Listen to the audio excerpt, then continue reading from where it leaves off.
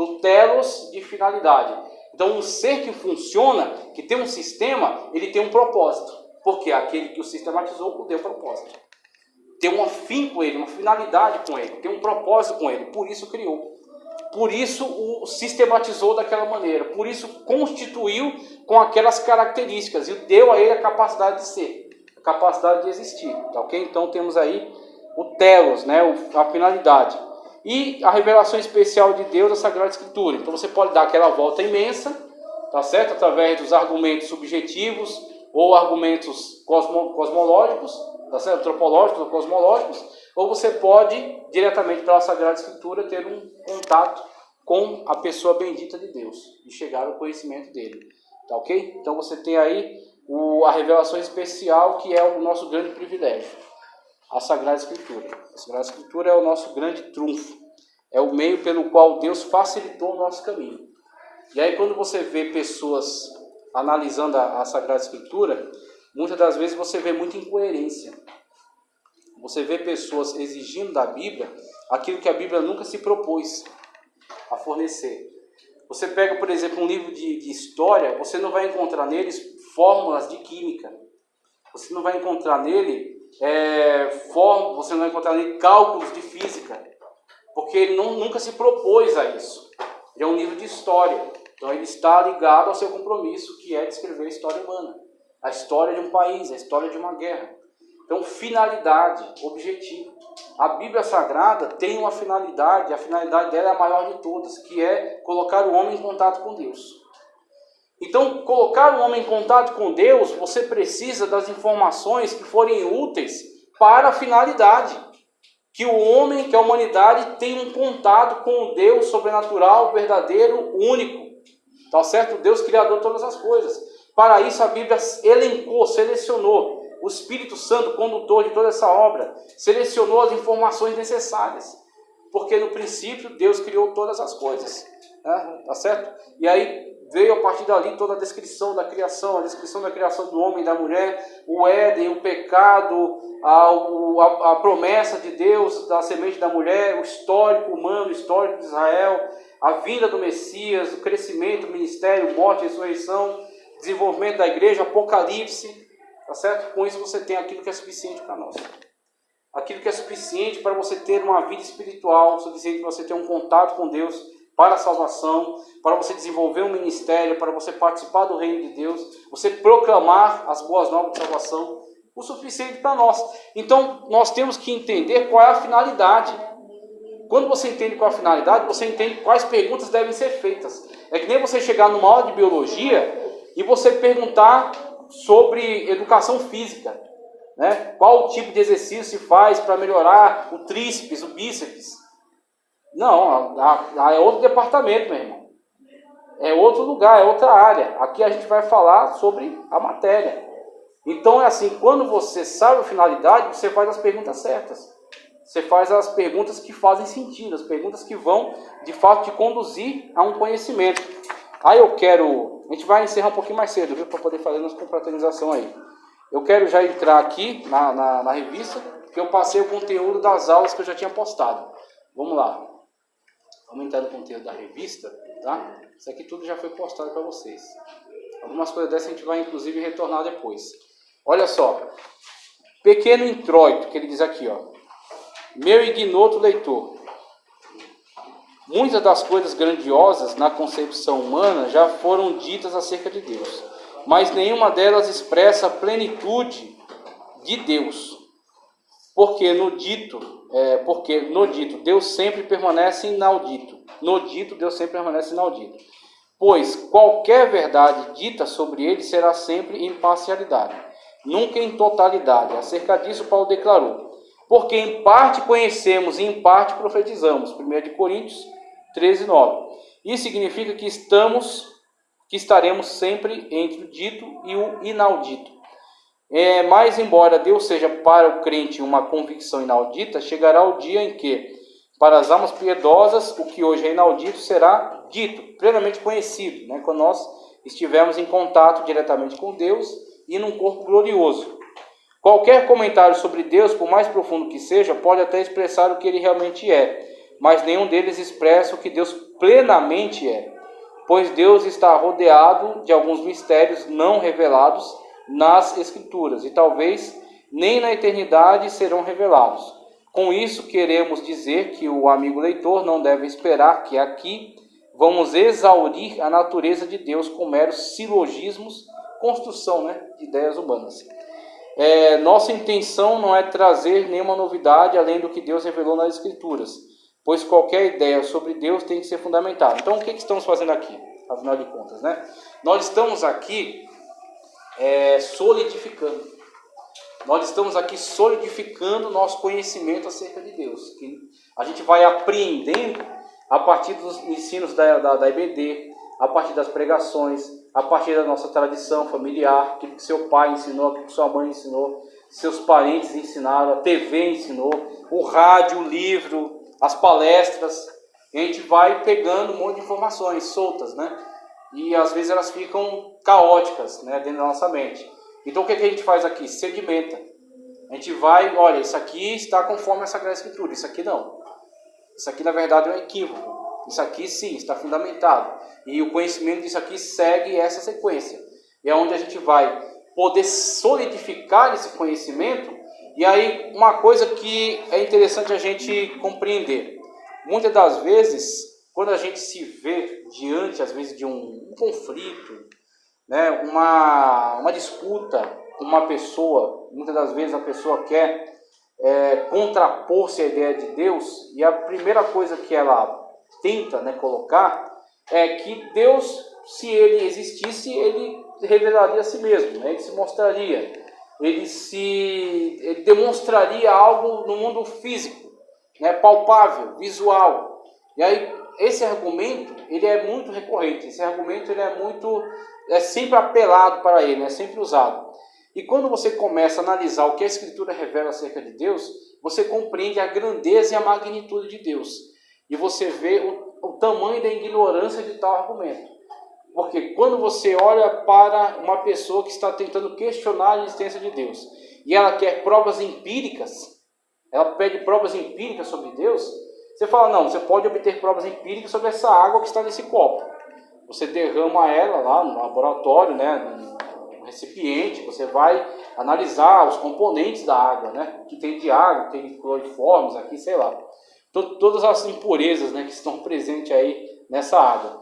Então você vai dissecar este elemento, você vai analisar empiricamente, tá certo? Você tem condições, os seus instrumentos apreendem esses elementos, que são elementos de natureza. O problema é como é que você vai analisar empiricamente um ser espiritual, que está para além, tá certo? Da nossa capacidade cognitiva total, nós conseguimos aprender tudo acerca de Deus, e muito menos analisá-lo. Muito menos analisá-lo. Então, quando você começa a entender isso, você tem esse conhecimento sólido na sua mente, o que você vai fazer primeiro? Estar seguro em relação a você.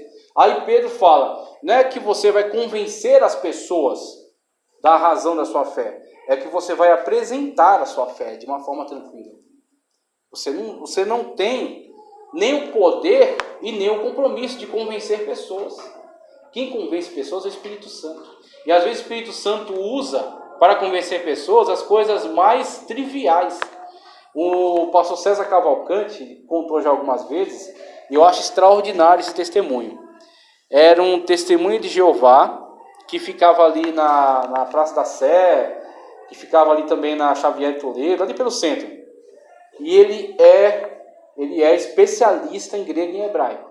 Especialista, tá certo? Ele não anda com Bíblia em português, ele anda com a Bíblia em hebraica para o Antigo Testamento e o grego para o Novo. É assim que ele lê a Bíblia, nos originais. E ele é especialista nisso, ele é formado pela USP, em línguas, língua grega, língua hebraica. E o que acontece? O divertimento dele, o prazer dele constante, era arrebentar argumentos de pastores. Que iam até ele puxava um debate, aí começava, tal, ia para o grego, isso, tal, aqui, não, mas conforme o original, conforme a palavra tal, não sei o quê. E a pessoa, uma hora cedia, fala, não, deixa quieto, não sei o que dizer, tá, paciência. E assim foi, ia seguindo, arrebentando com debates, com pastores e tal. Até o dia que ele foi pegar o ônibus Olha o que Deus usou para salvar esse homem. Uma irmã chega até ele, na fila do ônibus, e pergunta: você tem Jesus? Aí ele, desconcertado, por quê? Para ele, assim, Deus é um argumento, né? Deus é uma lógica, né? Deus é algo que ele construía como uma ideia. Ele nunca pensou em Deus como algo que ele deveria ter, um objeto. Você tem álcool em gel? Você tem Jesus? E aí, para ele, essa frase desconcertou ele. Aí ele olhou para a senhora e falou: como assim tem Jesus? Ela falou: você vai fazer o que agora? E aí, como ele já está meio desconcertado com a frase, ele ficou ali meio panguando, mas falou: eu estava indo para casa. Ela falou: você vem na igreja comigo? Ele falou: vamos. Aí foi, numa igreja Assembleia de Deus, e o culto era de aniversário do pastor ainda, que é uns cultos assim, não tão evangelísticos, né? Um culto mais voltado para assuntos internos da igreja. E foi, ficou e tal. Aí depois levou a esposa, levou a filha para ver também, ficou curioso, né? Ele queria entender que aquele negócio de ter Jesus. Você tem Jesus? E aí, no meio do culto, outra ocasião, que ele foi, levou a esposa e o filho, no meio do culto, o filho começou a ficar com febre, era um bebê, começou a ficar com febre. E aí eles deram um jeito ali de sair para ir embora, só que o pastor viu que eles se levantaram. Aí o pastor pegou o corredor lateral e encontrou eles lá na frente. Falou: mas vocês estão indo embora tão cedo e tal. Aí falou: não, o meu filho está doente, né? Está com muita febre, começando a ter convulsão, a gente vai levar para o hospital. E aí o pastor falou: posso orar por ele? E para um testemunho de Jeová, ele não acredita em oração. Ele não acredita em milagre, esse tipo de coisa. E aí, só por educação, ele deixou. Ele falou: não, pode orar. E aí o pastor, ele falou nas palavras dele, o pastor conversava com a doença. Falava: espírito de febre, de enfermidade, não sei o quê, e sai do corpo desse menino, e expulsou. No que o pastor fez a oração e expulsou, quando ele terminou de orar, ele pôs a mão no menino, o menino estava completamente normal. Febre havia abandonado o corpo desse menino. Pronto, a partir dali, aquilo foi uma crise na sua certeza. A fé, às vezes, o evangelismo ou o trabalhar de Deus, ele não vem com certezas, silogismos, ideias, argumentos, filosofias, né, teologias bem construídas, mas ela vem com dúvidas. Às vezes a passagem para Deus atravessar uma fortaleza de incredulidade e entrar numa vida é uma dúvida. E colocou uma dúvida na cabeça daquele homem. Como é que aquele homem tinha argumentos tão poderosos de destruir quaisquer opositores que ele encarava todos os dias nas praças, e ele não conseguia entender o que estava acontecendo ali com o seu filho.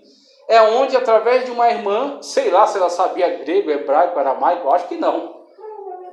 Provavelmente não. E o Espírito Santo de Deus falou: é através dela. Através de uma frase batida, que as pessoas até às vezes nem querem falar: você tem Jesus? Olha que frase extraordinária. E aquilo ali foi exatamente o que aquele homem não tinha. Exatamente o que faltava na vida dele. Ter Jesus. Ter comunhão com Jesus. Ter uma vida com Cristo. Ter um relacionamento com Cristo. Ele tinha teorias e ideias, mas ele não tinha Cristo. E é onde, a partir dali, ele teve um contato, uma comunhão com Cristo. E é através disso que a gente vê aqui. Você não está aqui para dissecar Deus. Você não está aqui para entender tudo sobre Deus, para construir os argumentos mais infalíveis. Não, você está aqui para organizar o seu pensamento. Você está aqui para organizar o seu conhecimento. Aquilo que eu sei que você já sabe. Só que está bagunçado, confuso. Aqui você vai organizar, colocar tudo isso em linha. Né, colocar isso tudo de uma forma ordenada, para que quando for necessário, você apresente a sua fé de uma forma tranquila. Não que você vai conseguir convencer pessoas. Convença pessoas sobre a Trindade. Como? Com que argumento? Se nem você consegue entender direito. Se nem você consegue compreender a totalidade disso. Mas você fala: eu creio. Eu creio na Trindade. Eu creio que Deus é Pai. Eu creio que o Pai é Deus. Jesus é Deus e o Espírito é Deus. E eu interajo com os três.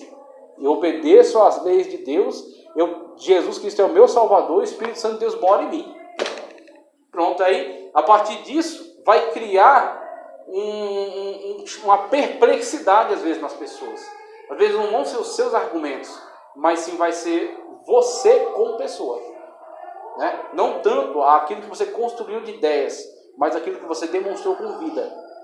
Aí fala, esse cara está falando as coisas mais loucas para mim, mas eu estou vendo isso na vida dele. Né? Como entender, como compreender. Aonde ele vai tentar entender, ele é atingido pela mesma doença que você. Aí você contamina ele. A fé às vezes é uma contaminação. Você quer falar? Não? Tranquilo. Bom, vamos seguir, olha só. A origem da ideia de Deus. Na página 1 aqui, olha só. Coisa maravilhosa. Com base histórica,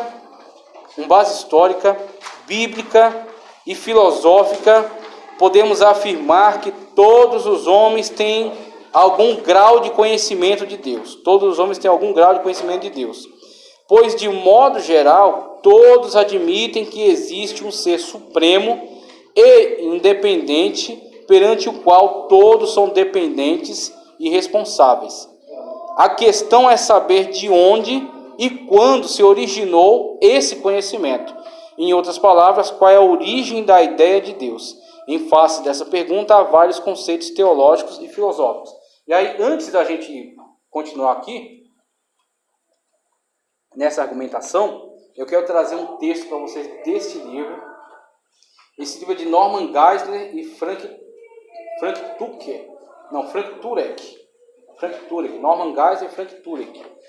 Eu quero trazer um texto para vocês que está na página 92 do livro Não Tenho Fé Suficiente para Ser Ateu. Tá ok? O título que ele deu aqui, Quem Criou Deus? Olha só, coisa extraordinária. Para responder essa questão da origem do conhecimento sobre Deus. Olha, à luz de todas as comprovações para o início do universo, espaço e tempo, o iniciador deve estar fora do universo, espaço e tempo. Quando se sugere que Deus é o iniciador, os ateus rapidamente fazem a antiga pergunta: então quem criou Deus?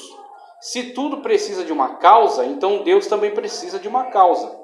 Como já vimos, a lei da causalidade é o fundamento da ciência, né? Causa e efeito. A ciência é a busca pelas causas.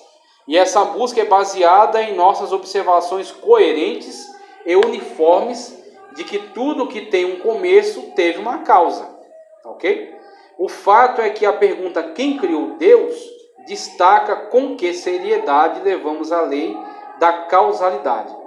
Torna-se como certo que praticamente tudo precisa de uma causa. Então, por que Deus não precisa de uma causa? Porque a posição dos ateus não compreende, olha só, porque a posição dos ateus não compreende a lei da causalidade. Porque a posição dos ateus não compreende a lei da causalidade. A lei da causalidade não diz que tudo precisa de uma causa. Ela diz que tudo que venha a existir, olha aqui o detalhe, hein? Ela diz que tudo que venha a existir precisa de uma causa, ok? Deus não veio a existir, ninguém fez Deus. Ele não é feito. Como ser eterno, Deus não tem um começo, e assim ele não precisou de uma causa. Mas, espere um pouco, vão protestar os ateus. Se você pode ter um Deus eterno, então eu posso ter um universo eterno. Uma contra-argumentação, né? Então, ele não crê em Deus, ele diz o próprio universo eterno. Volto na questão lá de Parmênides, lá do século antes de Cristo, né? Além do mais, se o universo é eterno, então ele não teve uma causa. Sim, é logicamente possível que o universo seja eterno e que, portanto, não tenha tido uma causa. De fato, só existem duas possibilidades. Ou o universo é eterno, ou alguma coisa fora do universo é eterna, tá ok? É eterna, uma vez que algo inegável existe hoje, então alguma coisa deve ter existido sempre. Só temos duas posições, ou o universo, ou algo que tenha causado o universo. O problema para o ateu é que, enquanto é logicamente possível que o universo seja eterno, isso parece não ser realmente possível. Veja, uma coisa é dizer isso é logicamente possível, a partir do ponto de vista de uma teoria. Então, logicamente, bateu, a teoria fechou. O problema é a teoria se confirmar na realidade. Aí, para se confirmar na realidade, tem os testes. E aí, os testes, às vezes, não sustentam a teoria. É como a teoria do evolucionismo, de Darwin. Ela, teoricamente, é maravilhosa, mas na prática ela não funciona.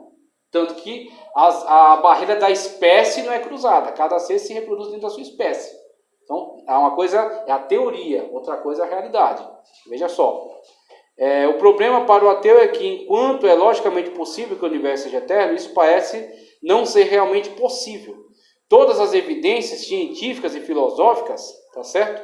Diminuição da radioatividade e o aumento cosmológico nos dizem que o universo não pode ser eterno. E o argumento cosmológico dizem que o universo não pode ser eterno. Assim, descartando uma das duas opções, ficamos apenas com a outra. Alguma coisa fora do universo, então, é eterna. Ao chegar a esse ponto, existem apenas duas possibilidades para qualquer coisa que exista. Ou essa coisa sempre existiu e, portanto, não possui uma causa. Ou 2, ela teve um início e foi causada por alguma outra coisa. Ela não pode ser sua própria causa, porque teria que ter existido antes para poder causar alguma coisa. De acordo com essa comprovação decisiva, o universo teve um início e, portanto, isso deve ter sido causado por alguma outra coisa, algo fora de si mesmo. Note que essa conclusão é compatível com as religiões teístas, mas não está baseada nessas religiões. Está baseada em razão e provas. Então, qual é a causa primeira?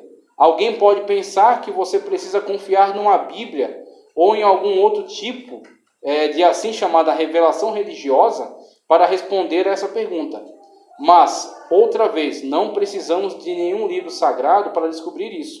Albert Einstein estava certo quando disse: a ciência sem a religião é aleijada, e a religião sem a ciência é cega.